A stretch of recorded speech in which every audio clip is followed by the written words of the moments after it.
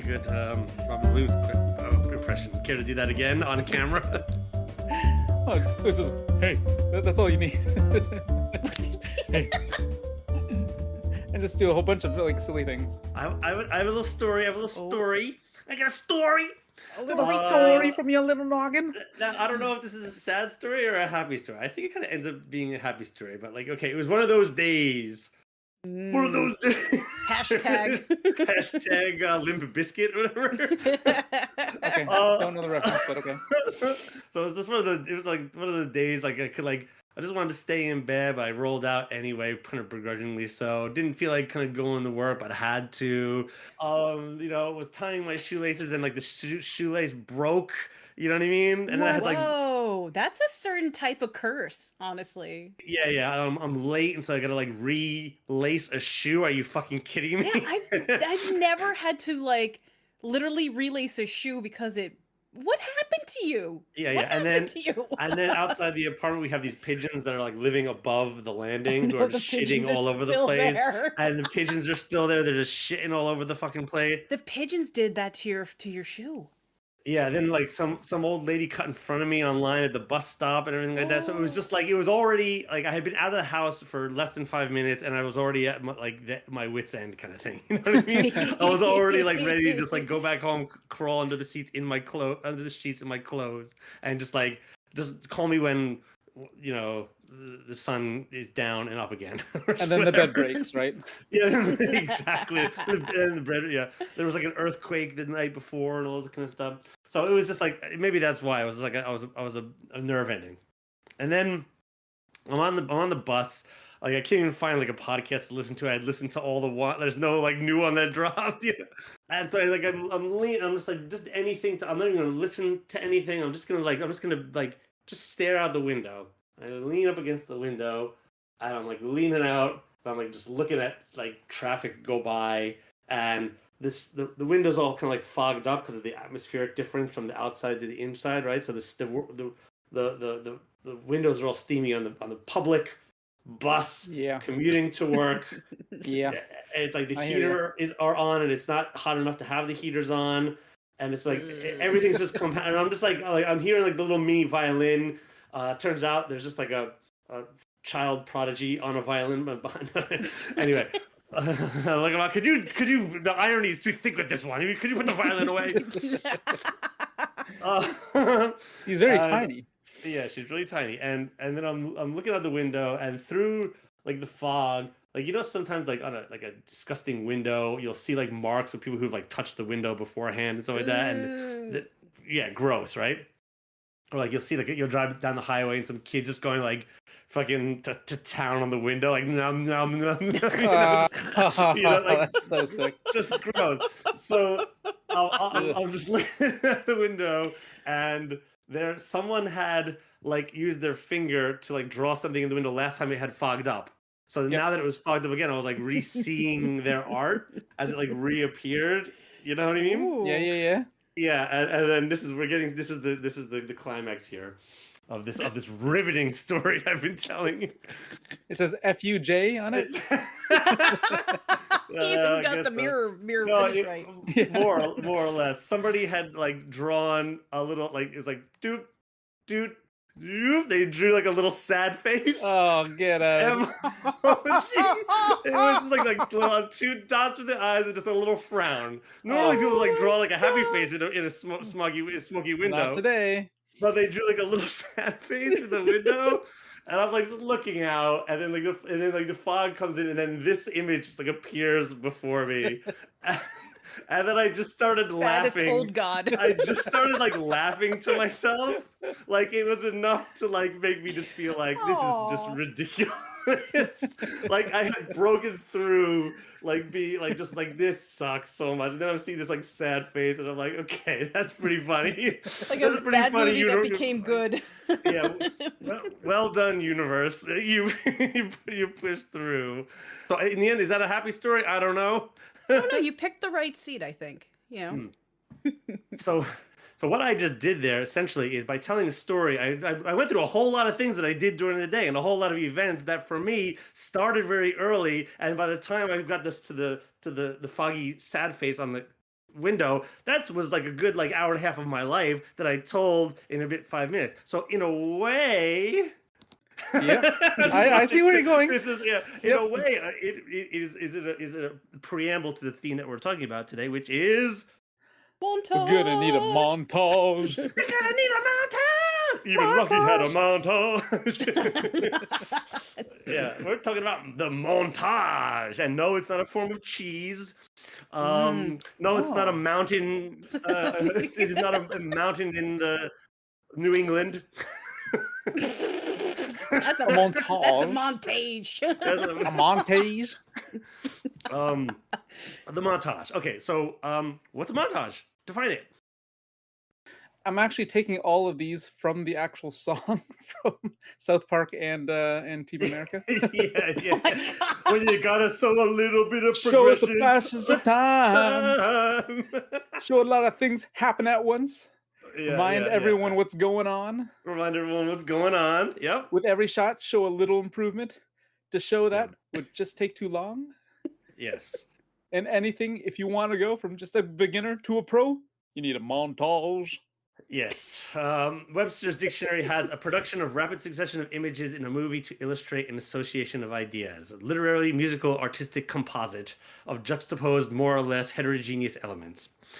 Right. So, we do this all the time. We do this all the time. With storytelling, I just did a sort of montage in a way, a montage of my morning, right? Minus the sort of cuts, right? Minus the edits. But I did edit. I edited from when I was waking up to when I was leaving the house, and all this was just implied based on the conversation, right? We're visual storytelling in a sense, based on the fact that we've all had to get up and go to work and had a bad day, right? I think you have to do a montage in every game though, unless if you're playing like 24, right? So there's two schools of thought. You can almost say that a book, a movie, or whatever can be considered a form of long montage because very rarely are you exploring every minute as it happens in real time. Now you can do this, right? But it's really uncommon because usually the connective tissue between your scenes are boring. But he breathed in, he breathed out, he breathed in, he breathed out. He took a left foot, right foot, left foot, right foot, left foot, right foot. Riveting. But when you say montage, you usually think it's more of a collection of rapid, collected scenes that have a similar purpose. So we were mentioning the training montage, which is like the most atypical, easy to recognize, almost cliche to a point, but you gotta have one, right? But the key here is that a montage should serve a purpose. It's not just what happened from point A to B, but it's part of a story that would be boring if you chronicled it in real time, but it's essential to the storytelling overall.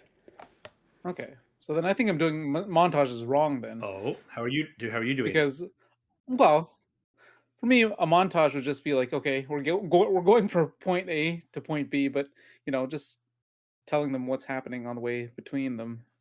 No, that's totally fine. Then there's still a point to that. It seems less important though, right? Like you could technically skip it and just say you're there, right? But I just like to add something a little bit more than just you're there, right? Well, okay. So to extrapolate on what Sandra was saying, I think what you're saying is like the montage then serves some sort of literary function, which is to show, like in a training montage, that the character had grown from like being not good at a thing to good at a thing. That's the part of we've shown that they've improved a skill. Correct. In your case, it's shown that you've moved from point A to point B, and so X to Y. So you guys can walk. From being an amateur to being a pro, or is he pro enough? Question mark. That's drama. Or from like city A to city B. So we're going from X to Y, and the montage is giving us that feeling of maybe it's a series of failures, just to set up a fact that this person fails a lot, and so then in the next scene we're expecting failure, and then maybe he succeeds. Cosmic literary irony and all that kind of shit. And so I think what you're doing by using a montage that way via the RPG, by giving them all these scenes that they got along the way, is giving your players sort of the kind of primer of for improv, that they could just draw on all that stuff, and they don't have to feel the pressure of as being players to say what they saw along the road, because you've given them the idea. Now they could kind of flesh them out a little bit if they wanted to. Totally, totally. I tend to do more montages based off of like, the Lord of the Rings, like we're going from point A to point B and what you see on the way. And if they want to interact with anything at any point, then we can break into that scene. But yeah. In a weird way, anytime the the Fellowship of the Ring theme plays, it's like during a montage. It's them walking Mhm. across Yeah. mountaintops and ridges. Yep. It's like, oh, they got there. You know what I mean? But I should throw more things in, like, okay, you guys are fighting, like, I don't know, lizard men in a swamp or something like that, but they don't need to actually like roll any dice for this, right? But it's just like that's something you encountered. With storytelling, we do it all the time, and we don't even think of it as a montage. Like my story at the beginning of today's, like, did you think about a montage in your mind? No, not at all. We're just listening to the thread of the story, the point of it, Well, because there's no.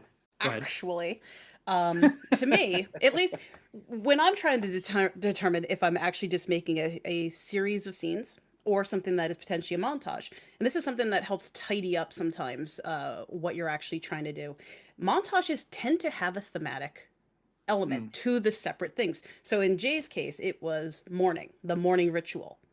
If you would have thrown in, and then I went for dinner that night, it kind of changes the feel of the montage. Like, Well, I what was is setting actually up a your series purpose? of scenes that were just like Hmm. a series of micro sad moments to lead up to Yes, this like ultimate sad moment. That's just, oh, he's having a bad day, and now here comes right. like the coup de grace at the end, as it were, the cherry on top. Which is perfect because my point is, if you did want to mention your evening, it should also be sad or the conclusion of sad into happy. Like Ooh, there's a okay, yep. there's a pull Gotcha. forward, and that's how you can kind of tell if your scenes are working as a montage. Do they form like a cohesive unit? Are they telling their own little Hmm. story in the middle of your story? If I had told a anecdote of a sad thing that happened after I saw the sad face on the window, that's like breaking like the 180-degree rule as a cameraman or whatever. It's like I don't know who's on the left and who's on the right. Right. Like you've Yeah. moved, Yep. you've broken the line or whatever, right? Yep. But with the medium of RPG, like movies, if a montage is overused, it could be like, oh god, another one. Oh Like, so yeah. you got to Oh kind of be yeah. careful. Like in storytelling, go ahead, go crazy with it. But in like RPG, if you're going to do it, I think it needs to be used skillfully. Mm-hmm. Yes. Yes. Yes. Um, Yes. how many cherry-filled chocolate candies can you eat in a row? You know, have one, wait a week, have another one. You know. Well, correct me if I'm wrong, but when I was thinking about this in terms of ttrpg versus any other medium, like it's almost like control gets pulled back to the GM more than the player because you're controlling the tension, the pacing, and the story elements that come up versus the players because it's going kind of fast by nature. So that would be probably my number one reason to say use it sparingly is Mm. because it is pulling back control away from the table. Yep. And I'd say that there are different kinds of like montages as well, right? Like there's like it depends when you do it because there's like pre-session montages where you're setting up things, right? There's Mhm. would be like maybe in-session montage, which would be like crossing a great distance, and epilogues can also be montages as well in Hmm. some ways. I don't know. Do you agree? Yep, yep. Well, you can tidy up a story. Yep. Preludes, and epilogues for Right. sure. Prime targets for montage use. For skipping over a bit of downtime in the game Yep. world, again, that's progressing the time forward, progressing travel forward, and progressing skill forward, right? Yep. So this is like your first, maybe it's a one-off, whatever, doesn't matter, campaign. You're playing the bard character who picks locks. I don't know, the Yeah. thief character who picks lock. And you got to the moment where finally I get to use my pick lock skill as the Yay! rogue class, and here I'm gonna get my dice and roll it. Now this could just be like a regular scene roll, but if the player then before they rolled it, like narrated a little montage of like all of these Awesome. moments Yep. where they kept failing the roll and failing the roll and failing the roll and they failing Mm-hmm. the roll and stuff like that, Oh, I and like that. Yep. then they roll, and if they fail it again, they'd be like, "I knew it," or something like that. Or if they Yep. pass the roll, it becomes like Ah, this amazing pass, and like so you've seen this person as like a klutz, and you can just narrate all these little moments leading up to it, and that becomes like their backstory. It's like these little moments of Zoom, right? oh, it's so great. Like in Shaun of the Dead or whatever, right? When they say like, "Okay, what are we gonna do? Okay, here's the plan." You know, we save your mom, kill Philip, go, get Liz, come back here. No, we can't come back here. Look at the state of it. Okay, Oh, that's so funny. I love that scene. and like doing that in a moment could be awesome. You know what I mean? And like, or even with a fighter, like the fighter's gonna like if he's looking for a way, he or she is looking for a way to sort of be more creative about how they dictate their like the final blow on the baddie, and like they could be like the Sherlock Holmes one from the Guy Ritchie movie. Okay, calculate for y, distance for x. Here we go and go. You know what I mean? And then they do it, and then they roll the dice. It could be hilarious. Yeah. Or even just use that same like mechanic with the thief. Like you do the killing blow, but you just make it like he's hacking at it again and again and again, and and he just can't kill it. But then finally he manages to kill it, and that was the actual roll, right? Yes. That's brilliant. I love that. I love that so much. To add roles to that, skill challenges as they're called in D&D, right? When you have a roll a skill check that requires multiple rolls, montage it out. I always say, but people maybe are thinking, oh, this is going to take ages. This is going to take so long. Well, no, you just like one line. Mm-hmm. And then each player around the table reads a sentence, does a die roll. You know, if they failed or if they passed, it's not going to have an immediate effect on it. But they're just going to know that when they get back to the present, they're going to be like, oh, you said you knew how to do that. But they realized they just failed the roll. It's like, well, okay, maybe I was boasting myself up a little bit there. But blah, blah, blah, blah, blah, right? Now you have role play opportunity that's been like kind of generated by the results of the die roll following the statements that each of the players made at the table. Montage. Yeah. Now I imagine your table does more montages than my table does because we play out almost everything. And while you guys jump forward, don't you guys like jump forward like years sometimes? Yeah, decades, years. Decades? Yeah. That, for me, my players would not like if I ever did that. And any time they go to a shop, we don't, unless I feel like it's necessary to like maybe add some flavor to that village and things like that. Like we've done shopping moments before in game, but sometimes it's just sort of like that's not really the meat and potatoes of this particular beat. Like the narrative doesn't fit with a little moment where they stop and shop. I guess like some comedies do that, where it's like tension, building, and it's pauses where it's like cling, cling. It's like, hold on, I'll have the submachine gun, the RPG, and the bulletproof vest. Then back to the action. You know, the elevator moments, right? The elevator moment. Yes. We kind of jump in like just spontaneously. We'll be in a town, and then somebody will just be like, "I just need to go over there." And we're like, "Oh shit!" Right? So we're waiting for something bad to happen because somebody got like, like an itch in their pants to go mess with a shopkeeper. So yeah, I think we create a lot of chaos like organically. Exactly. And I think one of the things that you can really have fun with these montages is, and not taking them too seriously. Even play like the Rocky theme. It could be super fun. It could be this super fun moment if your campaign is a little bit lighter and less kind of like dark and gritty and stuff like that. If you're just playing this superhero fantasy story, that could be super fun. Or make it a musical even, right? Like have musical numbers. You know what I mean? I'd love to play a musical RPG. It would be the most amazing thing ever. It would, but you'd need the right group though. Yeah. Theater nerds. Yeah.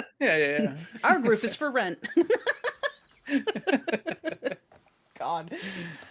Okay, so that's how you just overview of how to do montage, right? So now let's break down some of the more unique ones. So okay, travel montages, like downtime montages, and then like ending montages, right? Let's do that. Yep. So I want to do like let's say transition montages, right? Okay. So a big story beat has ended, and a sort of like a battle has been won or lost. Characters have arrived at a town via montage or not.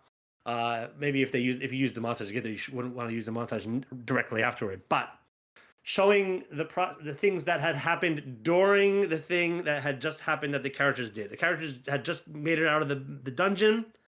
So while they were in that dungeon, a lot of other things were happening. The villages were doing this. The big boss was doing this. Whatever, right? Things were moving, movers and shakers, right? You do a montage to just let them, as if they're watching cinema, peel back the curtain and show what the big bad was doing, what the village was, even though they weren't around to see it. You're not really spoiling anything. In fact, I almost say give the players the control of what the big bad was doing, because then they're going to make the big bad do big bad things and show you as the GM what they kind of want to go up against. Like what kind of big bad are they fighting? How much of a villain is he? right? And all say a sentence. What did the villain do? And everyone say one thing, one sentence around the room. Boom, boom, boom. Montage. Oh, so you're asking the players to tell the DM what Why not? the Yeah. What were the NPCs doing this time? Go. One sentence. They were doing this. They were doing this. They were doing this. It's okay. It just builds up little things that may not have significance or not, but it's like the players feeding back to the GM stuff that then they could take and ride with a little bit. You know? It's And it's no interesting. spoilers. This is very much like creative teamwork or shared universe writing kind of work, where you'll be at a story beat and you'll be like, okay, what comes next? What do you think? What do you think? What do you think? So you would do a montage with like cutaways with like something entirely different. Oh yeah, super fun. Yeah, after they get through this real scrappy, bloody fight where everybody almost died, then you do like a little cut to just like some sheep in a field. See, that's a comedic beat right there. Yeah. Back to the fighting. I'll do that even in like in the middle of a fight sequence and stuff like that. Yep. Yeah, they'll be I like, know you will. There'll be like all this chaos going on, then like I cut to and I'll just describe a scene of like some guy that's at their table and they're like guy in a cafe. Yeah, then it's like and they like through the wall come the two villains fighting or whatever. Yeah, it's super fun. Giving the villain more time to shine away from direct encounters with the party, where he could flesh him out, where he's whatever yelling at his stupid minions for screwing up for the nth time or whatever it is, right? That could be really fun and really and be done simply and quickly in a montage, I think. I obviously agree because I experienced this. So, Chris, yeah, see, this is you're awakening ideas. He is awakening in me because these are things I generally don't do. These are I'll be honest, I don't really utilize montages maybe as well as I should. So yeah. Dog says yes. Yo, dog. Our dog is so noisy. Hey, dog, what's the opposite of smooth? That low-hanging fruit is rotten. There he is. He's just got bad timing. Can you still hear? Hey, dog, what's the most important thing in comedy? Yes, exactly. All right, okay. Wow. Okay, so that's how transitions and like cutaways, they're maybe not necessarily montages, but like thinking in this way, thinking cinematically into how you describe your role play scenes and encounters could be really fun. Sometimes and stretching that out. If you do a cutaway, like stretching out and people are wondering what's going on, and then they crash through. It's super fun. Okay, travel montage. So Chris, you do this the most. This is where you probably use them the most, correct? This is probably where I use it the most. Where I'll describe scenes, like on their travels, what they would see on their way. You'll see a broken cart. You'll see kind of like strange mushrooms growing Italian around. plumbers. Okay. Surprise question: how often would your team eat the mushrooms compared to Jay's? How likely is somebody to eat one? I've had a couple of Wait, NPCs. PCs. You said okay. Are very mushroom based. I think Jay, you. I played a guy who was really into mushrooms. He was a real fun guy. Come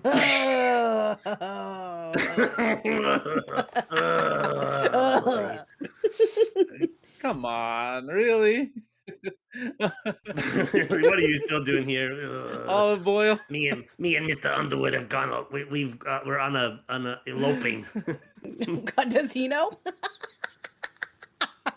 When you are telling the players or narrating to the players the stuff that they had encountered along the way, aren't they wanting to like kind of stop and kind of explode the scene out?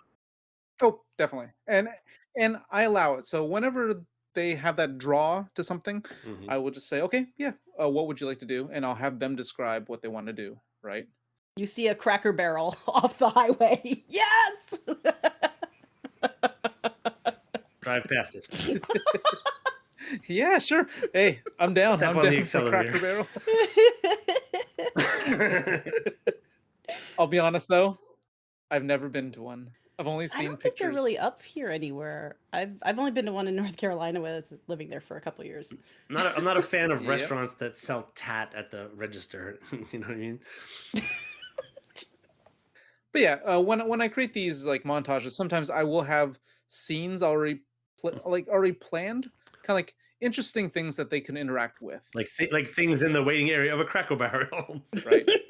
They do have a gift Or shop, you I'll know. make Weird puzzles and that have like watery rings on them, and Oh, like those are the best. we're getting off topic. We did, yeah. Travel montage is one of the easiest way, I think, to throw in a skill challenge. Go through all the little checks of things that they did. Okay, here was the cliff that the yeah.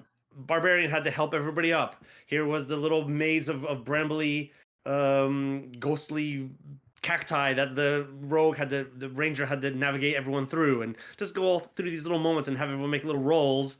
Every failed roll, you could like whittle down some HP or something like that. By the time they get to the actual encounter, kind of whittling away the economy via the montage, and that could be just kind of fun. And then they can draw upon that for role play and stuff like that. Why are they several hit points down? Oh, because the ranger screwed up and we went downstream or something like that. Or we're late. We get there late. We arrive late, and stuff has already gone down and stuff like that, right?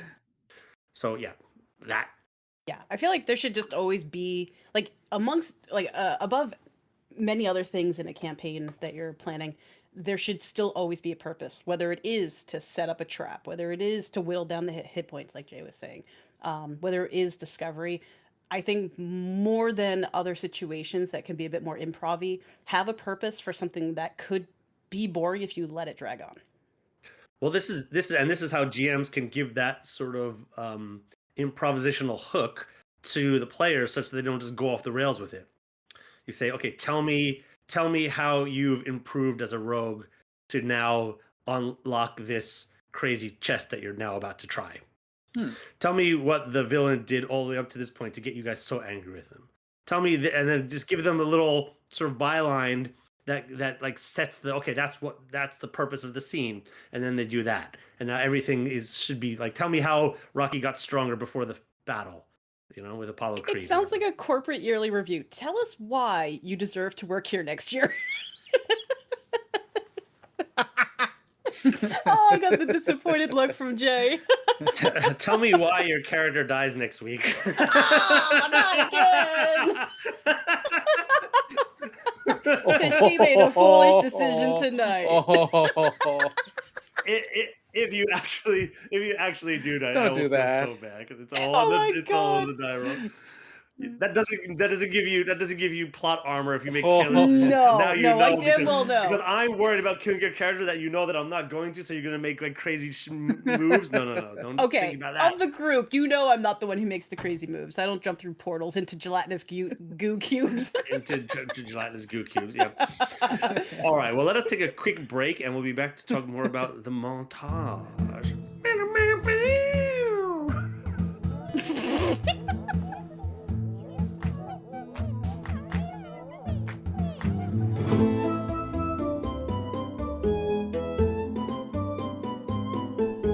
All right, we have a bit of a fun Dear GM letter today. It's really short. Basically, my players have started to run away from every battle encounter. Oh boy! They nearly had a party wipe several weeks ago, followed by another one. So I'm wondering if perhaps I have made the encounters too difficult. That's the problem. Or if they're messing with me. No, I had one thought in my head. I think you had the same one, Chris, and then my idea totally changed as the question went on. First thing was just like, oh, that's fine. Have players run away from battle on occasionally, but then, again? Well, this is why they're just running away now. Yeah, the game's too difficult. you got to be very careful about balancing encounters, especially with powerful magic. Yeah. And you got to also remember about like action economy. So if you're fighting against a lot of things, there's a good chance that death spirals just around the corner. So yeah, just be careful with that. What I would do as a solution to this would maybe throw them a couple of easy fights, kind of start to build up that confidence again, and then destroy them again. Oh, God. Build them up, tear them down. I wonder if the question is even a problem. So it was written to us as a problem, But if you're playing like a Call of Cthulhu setting, and that's what you want. You want them Oh, to run that's a away from good all point. and the point of all the encounters is to have players run away, and so good. If you want them to engage though, and they're running away, well then clearly this is a problem on the GM side, not the player side. It seems to me. Make the encounters easier, and then they'll engage more. Simple, simple. There you have it. Yay. All right. So moving back to montage, another thing that I wanted to mention, I brought up musicals in the first half, but I think this could be a really fun thing because like every kind of musical worth its salt has the big fanfare moment, right? Where all the threads are sort of like pulling together. It's usually sort of like in the second half. It's like the do you hear the people sing moment. Yeah, it's the blame Canada Oh, I love that So similar. whole scene. you know what I mean? Where it's where all of the themes that you sort of established all kind of like run together, and all the melodies simultaneously kind of lock in, and so you've got like all of the themes running over it while everyone is like at the point of like highest tension before the climax, right? And that could be a really amazing moment right before in the next room there's the fight with the big bad. You have your little musical moment where you kind of reprise all of the steps that got you to this point. Like where did the villain made the orphan of the one character, to him kind of getting the scar on the villain's cheek, to yada yada yada, right? Do like reprise all the moments, and then right at the end they kind of open the door and then cue music, theme song or something like that. Big epic moment at the end. There could be a real fun use of montage right before the final battle. Draw everything in together, and then now they're gonna be all worked up. They'll all be ready. Yeah. You're giving me chills, man. So this is a pretty like I know you've done this, and it seems like a lot of work to plan, to pull it off like naturally and stuff. What kind of suggestions would you have for somebody who'd want to give this a try? Because this is a pretty high level kind of a That's awesome, technique.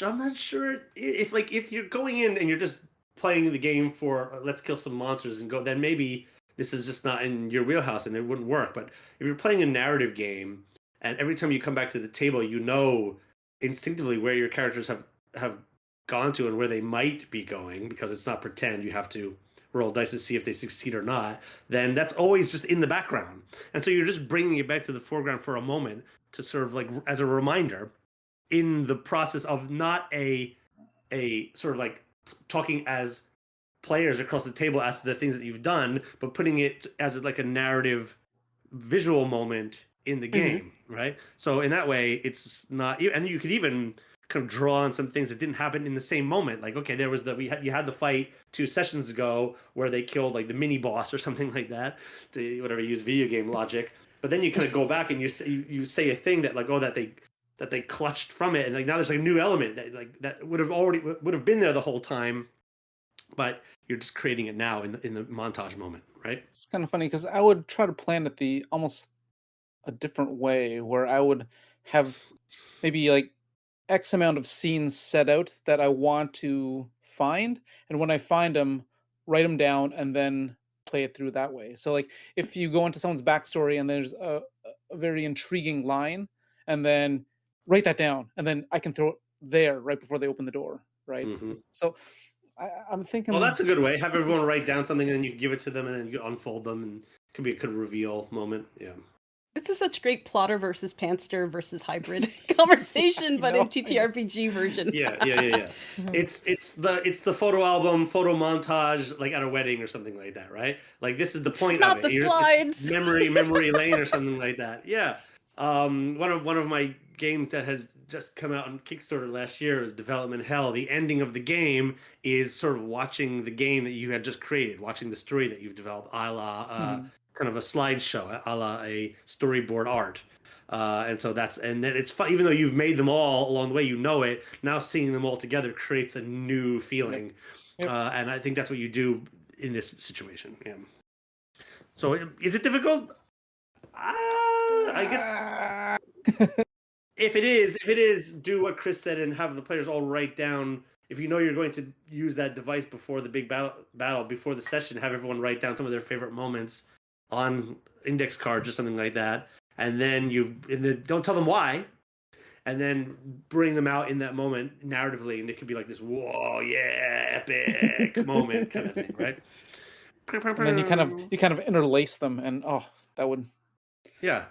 make everyone smile. Yeah. I love doing all that kind of stuff. I love doing the Edgar Wright doesn't seem to do it much anymore in his movies, but like all that old where the cuts kind of link together things narratively. Yep. The one character shutting something where another character's opening something, or doing these like weird things that like that's you could see where the editor could have cut the film, and doing that in a narrative way is super super fun. You know. All right, what else do we got here? Montage. Cautions. All right, I'm gonna throw some caution to the montage. Not into the wind. Ouch. Before doing a montage, just please be sure that all parties involved are ready to jump ahead. Like a lack of warning could really throw them off guard, and can be maybe a little bit jarring. There are times where people have tried to advance the story, and I was like, wait, I still have things I wanted to do, right? I don't want to jump ahead 5 years yet, right? So just make sure you can tell that everyone is ready for the montage. If you're doing a forward jump, yeah. A lot of the montage ideas that we were just talking about were sort of bringing up things that had already happened. But if you're pushing things forward, you got to be like, you got to get that kind of table read and make sure everyone's ready to jump forward for sure. Yep, that's my only explicitly caution. or implicitly. I think if somebody did at the end of the montage then said, "Oh, but wait, there was a few things I wanted to do." That could have been just like, "Oh wait, that's not how it went." Like someone was telling the story, and it's like record scratch moment. You know what I mean? And that could, play it for a funny moment at the table. That could be fun. Yeah. There's always a creative solution. There's always a creative solution. Exactly. So the only thing that really didn't hit on is just a matter of controlling tension. How you can draw out moments, tighten moments, and control and these are more for your vital big things, your battles, your lead ups, your political intrigue moments that culminate after multiple storylines. The montage can be such a great way of how you split between various elements, what things you want to accelerate with the tension and decelerate. So you can kind of experience the moment a little longer. So it's easy to think that a montage is almost like an equally spaced device where each scene has its kind of moment, but there is no fairness in how much time each scene should take. Just that it doesn't take one scene doesn't take up the same as all the rest of them, right? So yeah, thinking about how tension can be affected by the scenes you pick and how how much space they take is a real fun device. Well, the Rocky montages never sort of montage him to the point of showing him just winning all these boxing bouts. Right. It's him training up for the bouts. Now we know was the montage enough? Was the training that he did during that span of time enough? And so you're still left with tension. I think this could happen organically at an RPG table with to use the example of the rogue opening the chest. If you have one of those happy accidents where I'm going to have the over the course of his montage, while he says I when I was a kid, I kind of broke into the local bakery to steal a loaf of bread roll. I failed. Then when I was an adolescent, I kind of tried to broke into the master's school to steal a magic book, and I passed that one. And then you do two more, and then he fails the next one, and then he passes the next one. So you have equal amount of failures and an equal amount of passes. And then now he takes the talcum powder, rubs it over his sweaty hands, and goes, "Okay, here we go." And then he has a little beat, kind of looks at her, and he goes, "I'm not sure I'm good at this or not." And so you've built up the tension based on just the series of die rolls.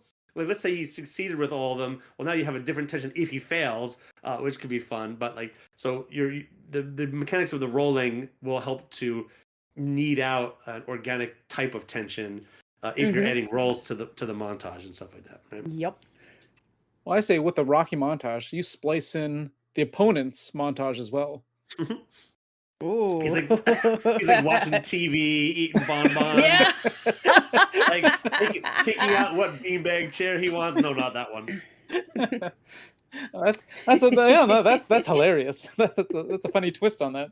And then they get to the ring, and he's still in that beanbag because they're easy to get in, hard to get out. My friend has the most giant one that like 4 people can sit in. It's hilarious. 4 people? Yes, they've got like Are you 4 sure or there 5 aren't, like, people on that thing. It's huge. There are like 8 people like missing inside of it? Maybe.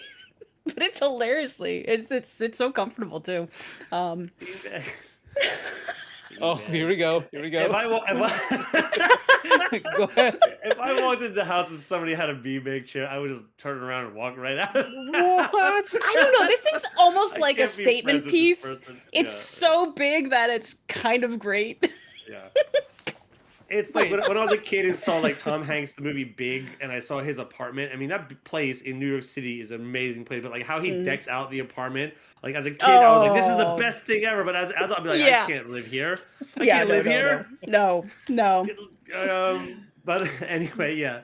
I think a few months ago I was like looking around for a sofa to buy, and like in the area of the like IKEA or wherever it was, they had a little section for beanbags, and people were like, Ooh, like, ooh. you know, Contemplating the beanbag. contemplate the beanbag, everyone. Moral of the story: contemplate the beanbag, or whether or not you're gonna wear a beret today. Is today the day? Is Sad today the day face. that you're just gonna wear a beret Sad out? face, yeah. Hats don't fit on me, unfortunately. Not yet. All right, I think we've expended the gamut here. Any final thoughts here on the montage? I've got one. All right. The curse of the montage. Like it's like a Bill Murray Groundhog Day kind of thing. Like I Hey. was stuck in the loop. So a powerful chronomancer forces the party into montages that advance their lives, making it seem like time is skipping forward with few memories between them. The montages are also becoming more frequent and span longer periods as it goes on. So that's kind of like the story itself. And yeah, maybe have it also timed out. So like once an hour, you roll and you roll, you roll and you see like, oh, okay, you've gone forward 3 months, and everyone's like, whoa, whoa, whoa, whoa, whoa, whoa, and that becomes almost a horror in itself. Ooh, I like that. Yeah, that's awesome. That's an awesome idea. I'd love to run a one-off like Groundhog Day session. I think that could be super fun. Yeah. I think that could be super fun. I wonder if there's an indie RPG out there that it must be. There must be. Has to be. Has to be. If listeners know, please write it down in the show notes. That would be awesome to find out. Yeah. Would it be every session? Would it be every session starts the same, or would it be like within the session you would start again? Well, just like the movie Groundhog Day, he goes through all these series of encounters, meeting different people that he hadn't met on the one day. There's similarities. You start from your little hub world. Video game. There's several video games that are out there that do it. Sexy Brutale is the first one to come to mind, which is a really fun kind of murder mystery puzzle game that as you go through like the first day, all these weird sounds like at the I forget exactly what it is. It's been a while since I played the game, but like around like noon or whatever, when the clock strikes noon, and like a moment after you hear like a dark explosion and like all these sounds, you don't know what they mean. But as you start like, you know that I'm getting to 12 o'clock. I got to be here before this event happens, and you become like Bill Murray via the puzzle game. And the perfect run is when you know how to be and where to be at every point. And it's such a great idea. And then at one point you can just be like, someone wanders up to you and you know their name already. Tell me what their name is, right? Yeah. What's the other one? Palm Springs, right? Ooh, yeah. Andy Samberg, whatever. Mhm, It's yep. a kind of Groundhog Day movie with like 3 people stuck in the groundhog loop rather than just one. Yeah, that was an interesting fun. little twist on it and stuff like that. Yeah. Anyway, so playing with time moving forward, time moving backwards, showing the progressive skill and showing a collection of memories that can lead to an epicness pass or fail skill check or encounter by using the montage. I'm gonna need a montage. That's right. And just like any good montage, before it goes on for too long, you got to move on to the next scene. And so, for all of our listeners, move on to your next scene. That is life. That has been another episode of the ttrpg. See you next time. Whoa. Bye. Bye. Ciao.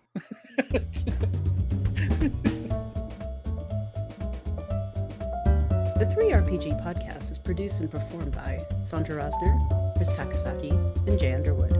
Music and audio editing, mix, and masters done by Jay Underwood, art by Chris Takasaki. If you'd like to be a guest on the show or have any questions, please email us at 3rpgpodcast@gmail.com.